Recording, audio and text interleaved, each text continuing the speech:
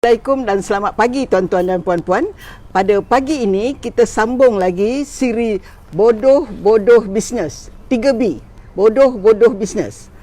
Baik, untuk pagi ini bersama-sama dengan kita Tuan Aiman Ismail, dan beliau akan menerangkan kepada kita yang masih bodoh ni bab buat split test, yang dikatakan split test. Ini memang founder memang kena faham benda split test tu apa dia. Tuan Aiman.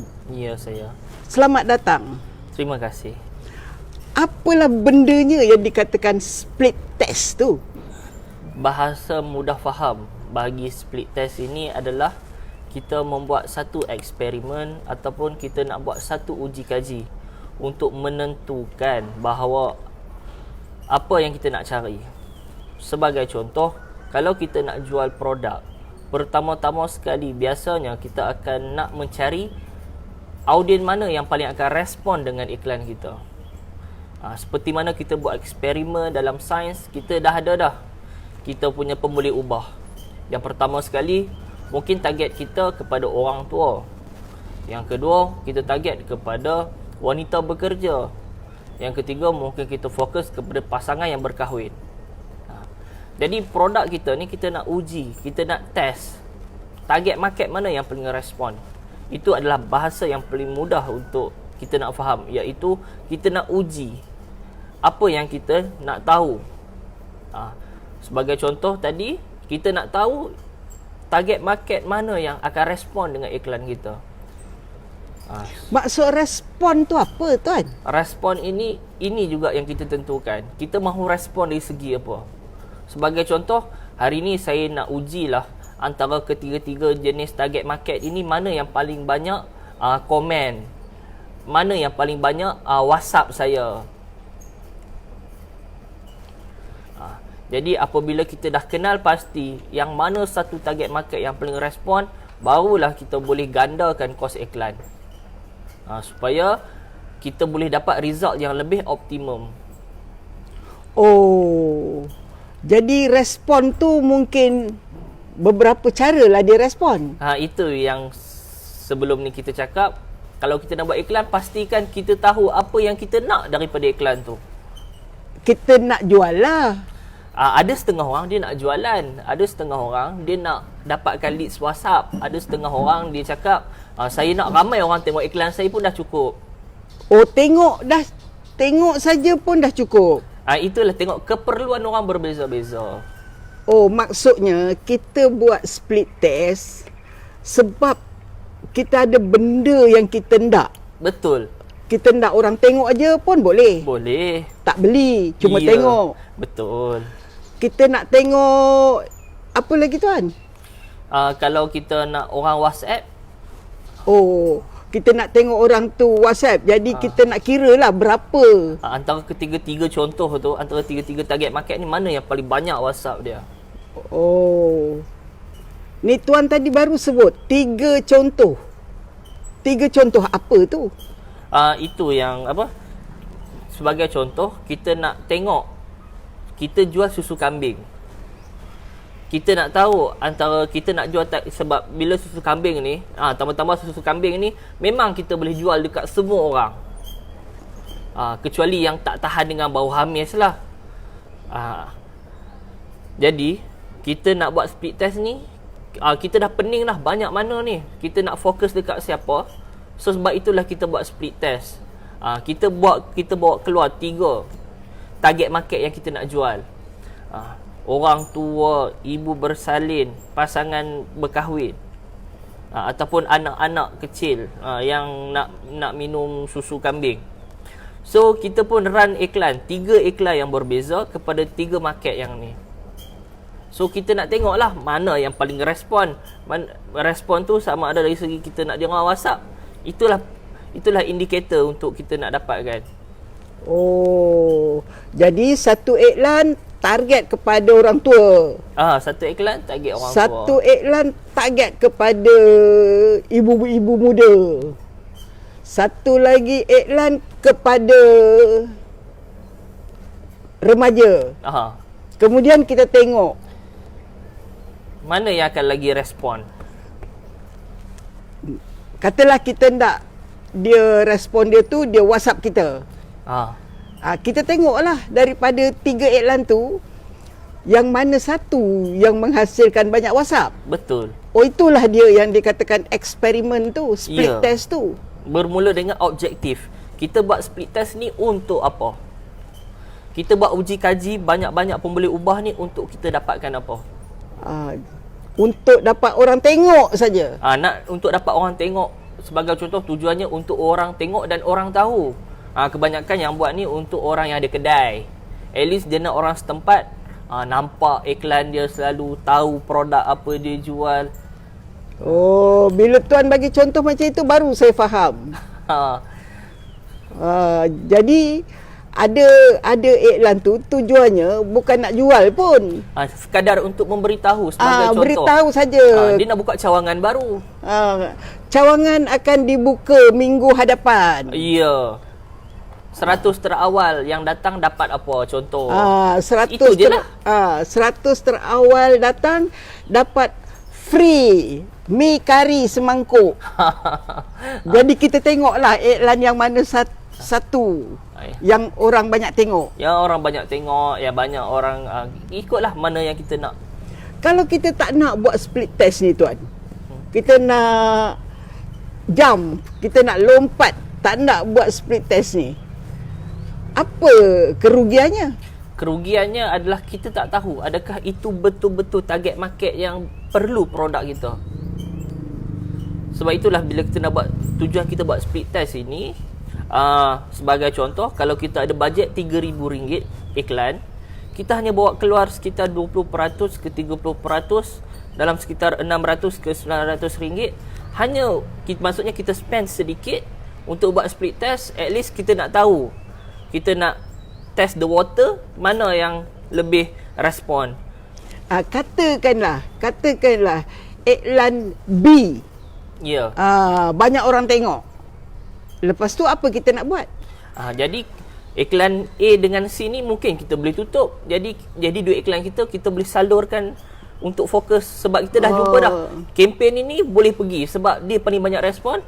So kita naikkan kos iklan kat situ supaya lagi banyak orang nampak. So apabila iklan B banyak orang tengok, iklan A suam-suam kuku, iklan C pun suam-suam kuku, kita tutup je lah iklan A dan C tu. Ya, kita fokus mana iklan yang B tu kita taruh lagi. Ya, yang dah terbukti dah. Sebab tu dalam fasa eksperimen, dia memberikan input yang kita nak. Kemudian kita pun tambah lagi. Oh, macam itu. Tambah lagi bajet iklan kat situ. Baik. Lazimnya lah split test ni yang wajib kena buat ni. Split test jenis apa tuan? Split test kena buat. Kalau yang lain-lain tu tak buat pun tak apa, tapi yang ini wajib buat. Okey, split test yang wajib buat, yang pertama sekali adalah split test yang kita nak. Dia fasa yang pertama adalah split test untuk kita tahu audience mana yang respon paling banyak. Oh, itu wajib dibuat Ya. Audience orang tua ke? Audience remaja perempuan ke? Betul. Audience remaja lelaki ke? Betul. Oh, yang itu tak boleh tak buat. Sebab kalau tak buat, kita tak dapat nak optimumkan kita punya Yelah, sebab kita tak tahu Yes. Kita tak tahu siapa yang berminat kan? Ya, betul. Kita tak tahu, kita hanya anggap. Kita rasa-rasa. Rasa-rasa dia ni okey, tapi bila kita buat split test, kebanyakannya akan membuktikan sebaliknya. Yang kita rasa tu tak betul. Yang kita tak rasa tu kadang-kadang dia jadi lagi okey daripada yang kita rasa. Yang kita tak rasa tu rupa-rupanya. Sebab itu kita fokus kepada pelanggan, sebab pelanggan yang akan membeli, biar mereka yang memilih. Bukan kita yang memilihkan ini bagus untuk anda. Bukan Kita hanya boleh buat assumption sahaja. Andaian saja. Kalau kita tak ada data, hanya kita boleh saya rasa. Tawakallah. Boleh. Rezeki semuanya tak salah alamat. Pedih. Saya ni nak jawab. Tak boleh. Kita dalam split test kita tak boleh gunakan ayat-ayat macam tu. InsyaAllah pun pastikan kita split test dulu. Split test dulu. Ha. Oh. Ha. Baik. Jadi tuan, lazimnya split test ni dibuat lepas satu iklan atau tiga-tiga jalan serentak. Okey. Ini okey. Kita kalau nak cepat, kita jalan serentak. Apa kelebihannya apabila tiga-tiga iklan tu kita jalankan serentak, Kita serentak? akan dapat data yang lebih cepat lah. Sebab lepas apabila kita dah jumpa dah target market yang kita nak, next split test adalah dekat headline. Oh, Sebab bila kena buat lagi split test. dia ada 4 ke 5 kali split test. Ini kenapa tuan tak cakap ni ada 4 ataupun 5 kali split test ni tuan? Apa dia split test yang sampai 4 kali buat tu? Okey, sebab apabila kita dah jumpa headline yang okey, next kita kena tengok juga poster yang macam mana. Poster yang ada orang ke, poster testimoni ke, poster produk sahaja ke, poster letak muka influencer ke, Poster letak muka kita sendiri ke? Ya.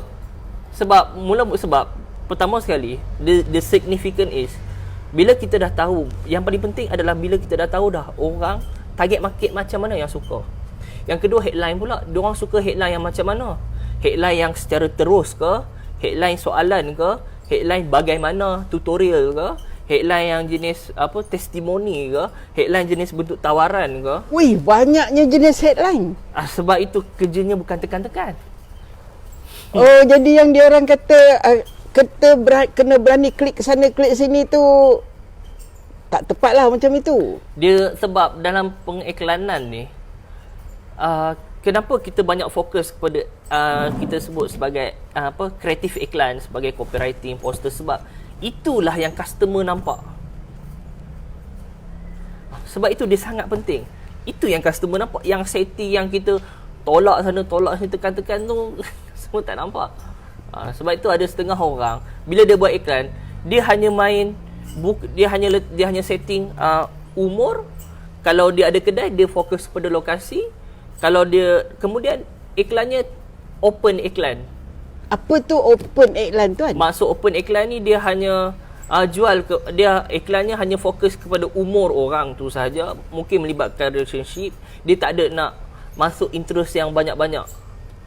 Oh, ini cerita interest ni cerita kemudian untuk sesi ni kita nak tahu macam mana nak buat split test. Iya. Baik tuan, ulang lagi sekali tuan topik-topik yang paling penting dalam sesi kita sebentar tadi. Okey. Poin yang paling penting pertama sekali, apabila kita jangan split test, bila kita nak kena faham apa tujuan kita buat split test. Itu yang pertama sekali. Janganlah kita buat sebab kita nak mengikut-ngikut orang. Kita mesti nak kena tahu, saya buat split test ni tujuannya untuk apa. Kalau macam kami, memang kita dah ada SOP dalam split test.